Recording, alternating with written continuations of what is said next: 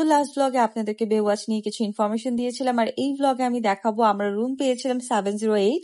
রুমের ব্যাপারে আমার আরেকটি ইনফরমেশন আগেই নেওয়া উচিত ছিল। আমরা সিভিউ রুম নিয়েছিলাম, বাট 700 থেকে 701, 2, 3 এই রুমগুলোতে বেস্ট সিভিউ পাওয়া যায়।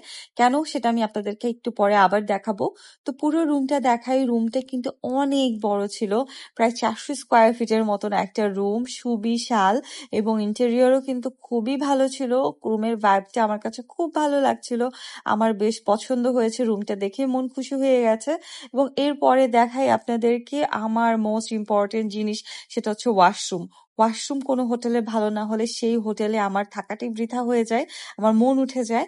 তো এই ছিল ওয়াশরুম। ওয়াশরুমটাও কিন্তু খুবই নিট অ্যান্ড ক্লিন ছিল, এবং ওয়াশরুমে আলাদা সেপারেট বাথের জায়গা ছিল, এবং ওয়াশরুমটা অত বেশি বড় ছিল না, বাট যতটুকু ছিল সেটা কিন্তু ওয়েল মেইনটেইনড এবং ওয়েল অর্গানাইজড। তো এরপর আপনাদেরকে দেখাই সি ভিউ, যেই কারণে আসলে রুমের দাম কম বেশি হয়ে থাকে। এই যে দেখেন, এটা হচ্ছে সি ভিউ, বাট শুরুতে কিন্তু সি ভিউ পাওয়া যাচ্ছিল না, এটা হিল ভিউ মনে হচ্ছিল আমার কাছে।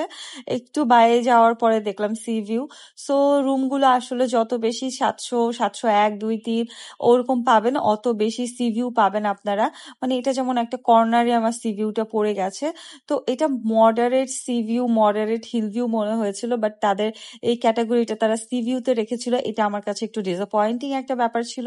আর এছাড়া আরেকটা ডিসঅ্যাপয়েন্টিং ব্যাপার ছিল, তারা কোনো হ্যান্ড ওয়াশ দেয়নি, তারা শুধুমাত্র সোপ দিয়েছিল। ভাই, টয়লেট করার পরে সবাইকে একটা সোপ দিয়েই হাত ধুবে? এটার জন্য আমরা তাদেরকে বলার পরে তারা হ্যান্ড ওয়াশ দিয়ে গেছে। তো এরপরে আমরা লাঞ্চ করতে চলে যাই ওশান কিচেনে।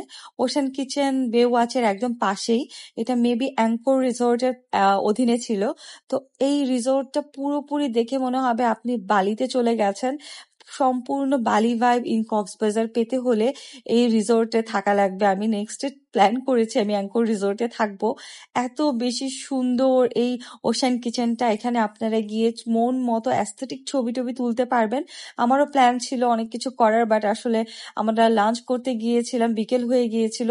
তো এরপরে আমরা লাঞ্চে চলে গেলাম। আমি এর মধ্যে বেশ কিছু ক্লিপ নিয়ে রেখেছি যাতে করে আপনারা বুঝতে পারেন রেস্টুরেন্টটা কেমন। এই পুরো রেস্টুরেন্টটা কাঠের তৈরি, খুবই অ্যাস্থেটিক, এবং এখানে আমরা সিট নিয়ে নিই, তখন অলমোস্ট বিকেল হয়ে গেছে। আমি খাবারের কোনো ক্লিপ নিতে পারিনি, বাট এখানকার ভিউ এর এত সুন্দর ক্লিপ নিয়েছি। এটা হচ্ছে অ্যাঙ্কর রিসোর্টের আন্ডারের ক্লিপ। দেখেন কি সুন্দর, মনে হবে একদম বালি। এবং এই ওশান কিচেনের খাবার কিন্তু বেশ ভালো, বাট প্রাইসটা আমার কাছে একটু বেশি মনে হয়েছে। তো আমরা খেতে খেতে সূর্যাস্ত হয়ে গিয়েছিল। আমি আরেক কিছুক্ষণ ঘুরে ঘুরে দেখছিলাম আশেপাশের ভিউটা। দেখেন সন্ধ্যা নামার কি সুন্দর একটা ভিউ, এত সুন্দর লাইটিং এবং এত সুন্দর একটা ন্যাচারাল পরিবেশ। ব্লগের এই পার্টটা বেশ বড় হয়ে গেছে, আর বড় করতে চাচ্ছি না। নেক্সট পার্টে আরো ডিটেলস আপনাদেরকে দিব বেওয়াচ নিয়ে, প্লাস আমরা পালংকিতে খেয়েছি, আরো কোথায় কোথায় গিয়েছি সেগুলো ডিটেলস দিয়ে দিব।